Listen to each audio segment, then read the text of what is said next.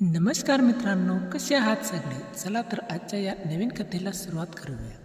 मी मोहिनी आज तुम्हाला माझ्या आयुष्यातील एक अशी गोष्ट सांगणार आहे जी आजपर्यंत कोणालाही सांगितली नाही. ही गोष्ट आहे माझ्या घरासमोर राहणाऱ्या एका जोडप्याची आणि त्याच्याशी जोडल्या गेलेल्या माझ्या एका खास अनुभवाची. साधारण वर्षभरापूर्वीची गोष्ट आहे. आमच्या प्लॉटच्या समोर रोहन आणि त्याची पत्नी सानिका भाभी राहत आले होते. रोहन एका कॉपरेटिव्ह कंपनीत मोठ्या पदावर होता, तर सानिका भाभी घर सांभाळायची. भाभी दिसायला खूप मोहक होती.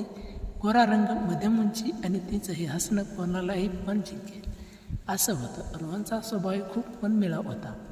आम्ही एकाच मजल्यावर राहत असल्यामुळे आमची चांगलीच मैत्री झाली होती.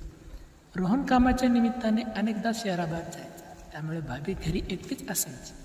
अशा वेळी मी तिच्याकडे गप्पा मारायला जायचे. आम्ही तासनतास चित्रपट, फॅशन आणि घरगुती गोष्टीवर बोलायचो.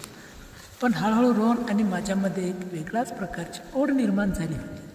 जेव्हा भाभी कधी किचनमध्ये असायची तेव्हा रोहन माझ्याशी खूप मस्करी करायचा.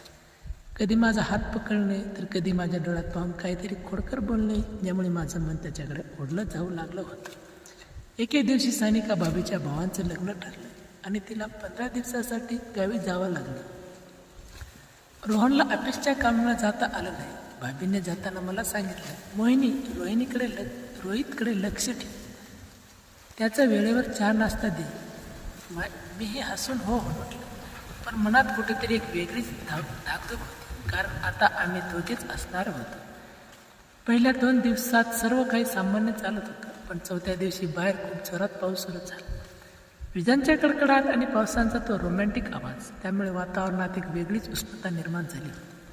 संध्याकाळी मी रोहनसाठी कॉफी घेऊन गेले. तो त्याच्या बेडमध्ये लॅपटॉपवर काहीतरी पाहत होता. मी दरवाजा न वाजवता आत गेले तर त्याने पटकन लॅपटॉप बंद केला. त्याच्या चेहऱ्यावरची ती गडबड पाहून मला समजलं की तो काहीतरी बघतोय.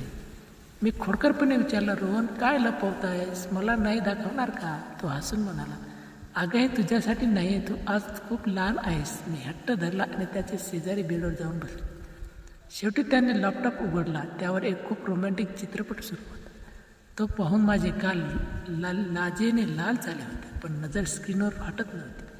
आम्ही दोघेही तो चित्रपट पाहू लागलो. बेडरूममधला तो एसीचा गारवा आणि बाहेरचा पाऊस यामुळे मनातील भावना वळून येत होत्या. रोहन माझ्या खूप जवळ बसला होता. चित्रपट पाहता पाहता त्याने हळूच आपला हात माझ्या हातावर ठेवला.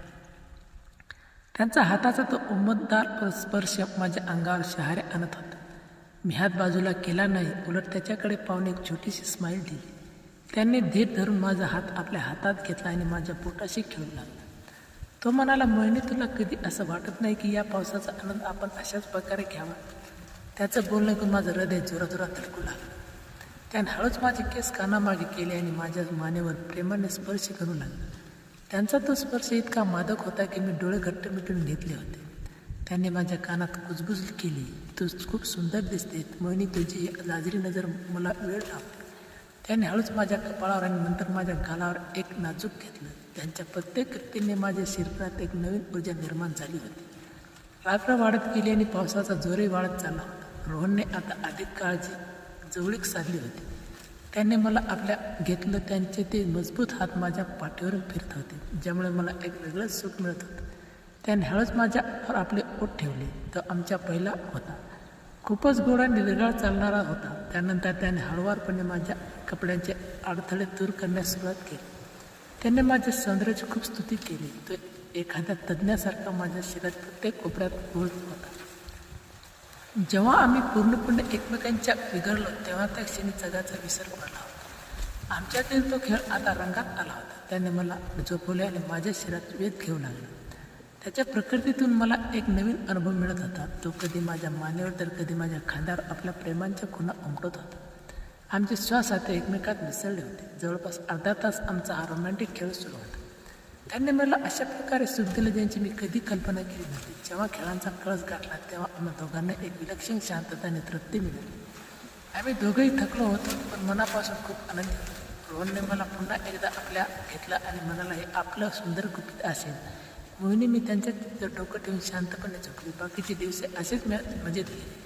भाभी येईपर्यंत आम्ही अनेकदा अशा रात्री एकत्र घालवल्या. सानिका भाभी जेव्हा परत आली तेव्हा सर्व काही सामान्य झालं.